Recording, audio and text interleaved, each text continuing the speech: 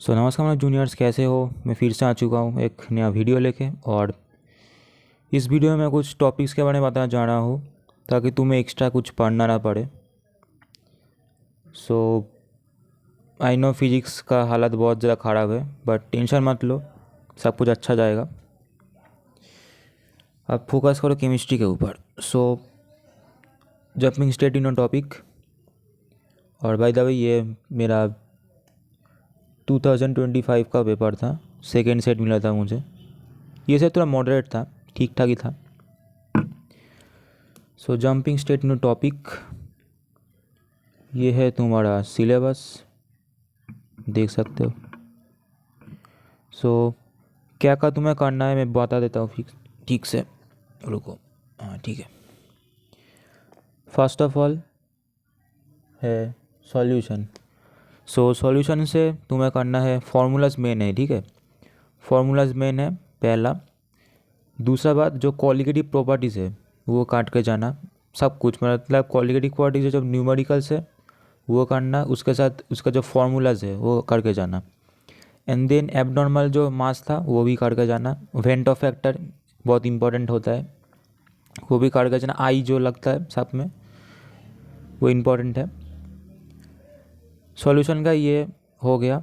Then है electrochemistry. Electrochemistry में जो मेन फार्मूलाज है वो करना, उसके साथ नास्ट इक्वेशन और बाकी जो चीज़ें थे, सेकेंडरी सेल हो गया, फ्यूल सेल हो गया। और हाँ, अपोलो स्पेस प्रोग्राम में जो सेल यूज़ हुआ था हाइड्रोजन सेल, और वाटर जो हाइड्रोजन ऑक्सीजन मिला का जो होता है वो इम्पोर्टेंट है वो, ठीक है। देन मार्करी सेल, उसका एडवांटेज क्या है लीड प्राइमरी सेल के ऊपर, वो भी आ सकता है। शॉर्ट नोट नहीं बोलूँगा, एमसीक्यू में आ सकता है या शॉर्ट क्वेश्चन में आ सकता है, ठीक है। देन कुछ न्यूमेरिकल्स है इधर, जैसे डेल्टा जी का माइनस एन एफ ई वाला जो फॉर्मूला था वो, ईएमएफ था वो, ये आएगा, ठीक है। देन है केमिकल काइनेटिक्स। केमिकल काइनेटिक्स का जो रिएक्शन ऑर्डर्स है वो इम्पोर्टेंट है। देन है बाकी जो फार्मूलाज है वो, और एक छोटा सा ग्राफ था अलग, आई थिंक छोटा सा ग्राफ था वो ग्राफ भी कर लेना तो, क्योंकि आई डोंट नो आ सकता है कि नहीं, बट कर लेना तो एक्स्ट्रा करके। इसमें में न्यूमेरिकल्स आते हैं केमिकल काइनेटिक्स से, कुछ रिएक्शन ऑर्डर का न्यूमेरिकल्स ही देते हैं इधर, ठीक है। देन है DNA block elements. DNA block में सबसे पहला डीएनए ब्लॉक का मतलब जो फॉर्मूलाज एलिमेंट्स का वो सबसे इम्पोर्टेंट है दो। देन है लैंटेनॉइड कॉन्ट्रैक्शन, एक्टिनॉइड कॉन्ट्रैक्शन, वो इम्पोर्टेंट है इधर। इधर कुछ शॉर्ट क्वेश्चंस भी आता है कि बताओ ये क्या है, कैसे होता है, कॉन्सिक्वेंसेस क्या होता है, ये आता है, ठीक है। देन कुछ क्या बोलूँ, हाँ, 3D सीरीज़ और 4D सीरीज़ जो का जो है वो आता है कि सबसे ज़्यादा सेकेंड जो था ना, क्या बोलूँ, सेकेंड ऑक्सीडेशन स्टेट जो था सबसे ज़्यादा किसका है, तीन नंबर देने के लिए बोलता है, एक क्वेश्चन में आया था वो करके जाना। सेट मैं एक बार फिर से बता देता हूँ, सेट थ्री की बोल रहा हूँ, 3D और 4D, ठीक है, ये दो बहुत इंपॉर्टेंट है, ये करके जाना दो।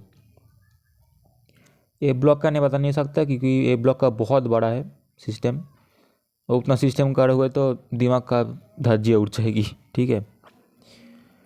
देन है कोऑर्डिनेशन कंपाउंड्स। कोऑर्डिनेशन कंपाउंड्स में तुम्हें करना है, मेन जो चीज़ें हैं तुम्हें करना है वो, सिस्प्लेटिन तो इम्पोर्टेंट है एक।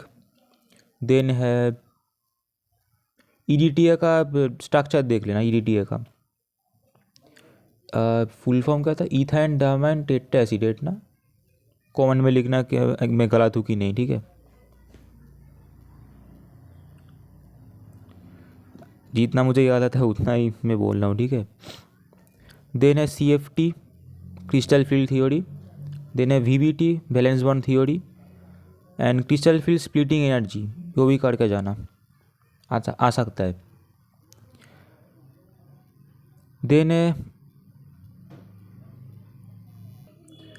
देन आता है कोऑर्डिनेशन कंपाउंड से बॉन्ड ऑर्डर जो था ना, क्या एक फॉर्मूला था, रूट लिख के फॉर्मूला था, वो करके जाना इम्पोर्टेंट है, ठीक है। देन और हाँ, एक चीज़ बोलना भूल गया मैं, इस चैप्टर से गिव रीज़न भी आ सकता है। गिव रीज़न का जो क्वेश्चन आता है, गिव रीज़न का क्वेश्चन मैं बता देता हूँ। 12 तक तुम्हारा MCQ होगा, मतलब 1 से 12 तक MCQ होगा, और उसके बाद 13, 14, 15, 16 ये 4 केस बेस्ड होगा। केस बेस्ड क्यों बोल रहा हूँ, एसर्शन बेस्ड होगा, ठीक है, 4। इसमें रीज़न भी इंक्लूड हो सकता है, या एसर्शन बेस्ड भी हो सकता है, ये डिपेंड करता है CBSE बोर्ड क्या कर रहा है वो। बट 1 से 12 तक MCQ, और 13, 14, 15 और 16 ये 4 कुछ एसर्शन रीजनिंग आ सकता है, ठीक है।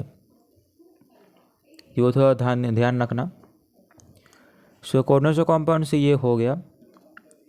एंड फॉर ए समरी, ये जो 5 चैप्टर्स है, ठीक है, solutions, electrochemistry, chemical kinetics, DNA block, coordination compound. Solution, electrochemistry और केमिकल काइनेटिक्स, इसमें जो फार्मूलाज है याद करना, सब फार्मूलाज याद कर लेना, इंपॉर्टेंट जो फार्मूलाज है वो भी याद कर लेना, ठीक है।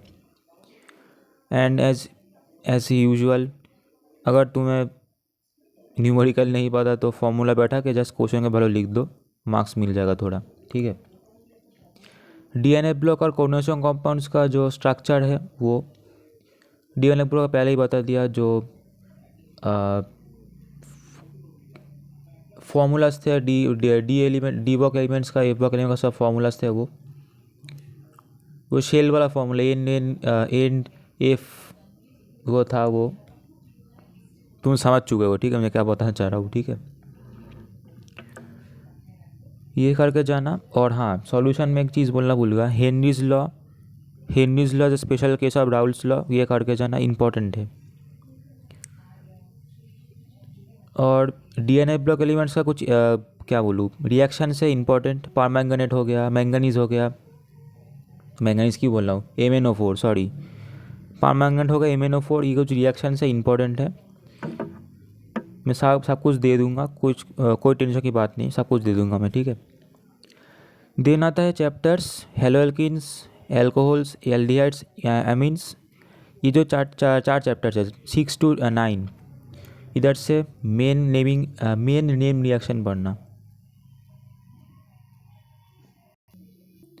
इन चैप्टर से सारे नेम रिएक्शन जो है, कैनिज़रो हो गया, इटार्ड हो गया, रोजेनबर्ग हो गया, उसके साथ एल्काइलेशन, एसाइलेशन जो था, नाइट्रेशन, सल्फोनेशन जो था, इंपॉर्टेंट सब कुछ करके देना, ठीक है, सब इंपॉर्टेंट रिएक्शन है। ओ इटार्ड भूल गया, स्टेफेन रिएक्शन है उधर, क्लेमेंसन है उधर, ये इंपॉर्टेंट है। और उसके साथ जो एक्सेशंस होते हैं, मेटानाइट्रो एलिनिन हो, क्या बोल रहा हूँ, तोतला क्यों रहा इतना, मेटानाइट्रो एलिनिन हो गया, फिर से देखो तोतला गया, ठीक है, कोई दिक्कत नहीं। देन पैरानाइट्रोफिनॉल, ऑर्थोनाइट्रोफिनॉल सेपरेट क्यों होता है, वो रीज़न करके जाना, रीज़न भी इंपॉर्टेंट है। एंड देन है थैलीमाइड का भी इंपॉर्टेंट है, करके जाना, वो सिंथेसिस है थैलीमाइड का, और थैलीमाइड का जो रिएक्शन होता है वो भी करके जाना, इंपॉर्टेंट होता है। इसमें रिएक्शंस और कुछ केस बेस्ड आते हैं, ऐसे दे दिया कॉम्पाउंड डेक्स रिएक्ट करके ये हुआ, बताओ दूसरे रिएजेंट रिएक्ट करेगा तो क्या होगा, ऐसे केस बेस्ड आता है इसमें। देन ये तो हो गया 4 चैप्टर्स का। देन है बायोमोलिकुल्स में डिफरेंस आता है, एमाइलेज एमाइलोपेक्टिन डिफरेंस आता है, RNA आता है, DNA आता है। देन कुछ बेसिक थियोरीज आते हैं, चीज़ें आते हैं बेसिक, और कुछ विटामिन का नेम आता है, इम्पोर्टेंट है। और एक बात बताओ, विटामिन A, D, E और K फैट सॉल्यूबल है, ठीक है। And vitamin B and vitamin C water soluble है, ये याद रखना, इम्पोर्टेंट है।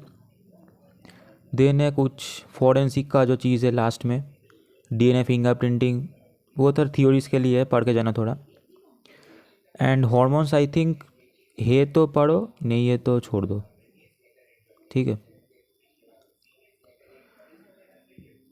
मैं सब कुछ जो दिया था पहले गूगल ड्राइव फॉर्मेट में दे दूँगा, तो वीडियो में थोड़ा आसानी होगी। सो ये कुछ इम्पोर्टेंट टॉपिक्स जो बताना था बता दिया। सो मैं ज़्यादा टाइम नहीं खाऊंगा, बहुत लंबा वीडियो हो चुका है आई गेस। एंड तुम लोग बस कमेंट्स में बताओ मैं क्या खा रहा हूँ अभी, ये कौन सा बिस्किट ब्रांड है। रैपर दिख रहा है आप तुमको, ये बताओ कौन सा बिस्किट ब्रांड है ये। तब तक मैं मिलता हूँ एक और वीडियो के साथ, तब तक के लिए बाय बाय।